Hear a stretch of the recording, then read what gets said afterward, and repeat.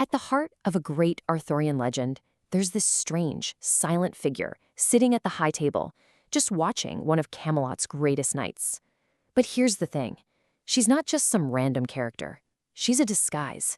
And today, we're going to pull back the curtain on why this old hag in the castle is one of the most brilliant and perfect deceptions in all of literature. All right, let's just dive right in. The story kicks off not with some big sword fight, but with this quiet conspiratorial moment. A scheme is already underway. And like Lord Bertlack says, there's this delicious irony baked into the whole thing. A ridiculously powerful person is hiding in plain sight, and nobody, not even the servants in the castle, has any idea. So, put yourself in Sir Gawain's shoes for a minute. You've just survived this brutal journey through the wilderness, and you finally stumble upon this incredible castle. You're invited to a feast, and your eyes are immediately drawn to two women, the Lord's unbelievably beautiful wife and her ancient, silent companion. Now, this is where it gets really interesting. The poet deliberately creates this shocking, almost brutal contrast. Lady Bertolac is painted as, the absolute ideal of youth and beauty, but her companion, she's described in these really unflattering terms. The text literally says her cheeks were waddled and slack, and her buttocks bulged and swelled.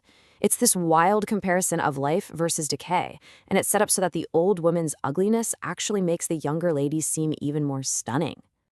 But here's the real head-scratcher. In a court that is completely obsessed with beauty and strength, why is this withered old woman given the best seat in the house? She's in the highest seat, treated with total respect. This isn't just some random detail, it's a giant flashing clue that something here is very, very wrong. So this old woman wasn't just sitting there, no way. Her presence was a strategic move, and her disguise was actually the key to the entire test Sir Gawain was about to face. She was a silent judge, and believe me, there was way more to her than meets the eye. The best way to think about her is like a medieval mystery shopper. When a company sends someone in pretending to be a regular customer just to secretly check if the employees are actually doing their jobs right. Well, that's exactly what was happening here.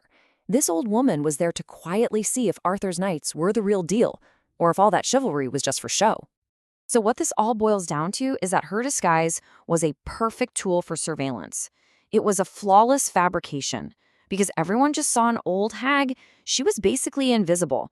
She became this silent judge, and she could watch every subtle shift, every moment of weakness or strength in Gawain. This wasn't just a costume, it was an observational weapon.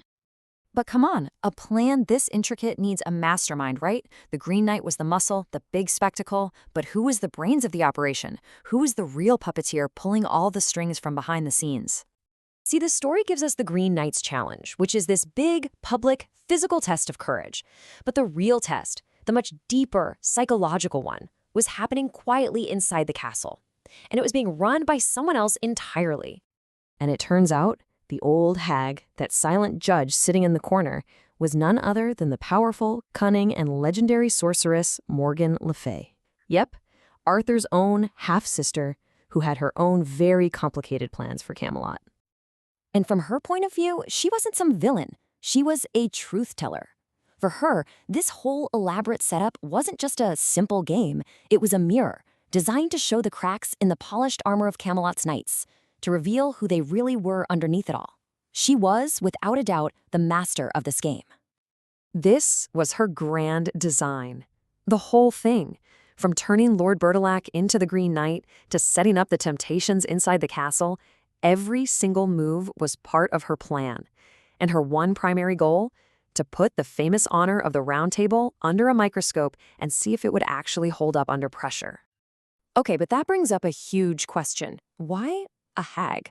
A sorceress as powerful as Morgan Le Fay could have chosen any disguise she wanted. She could have been anything, but she specifically chose to look like an ugly, withered old woman.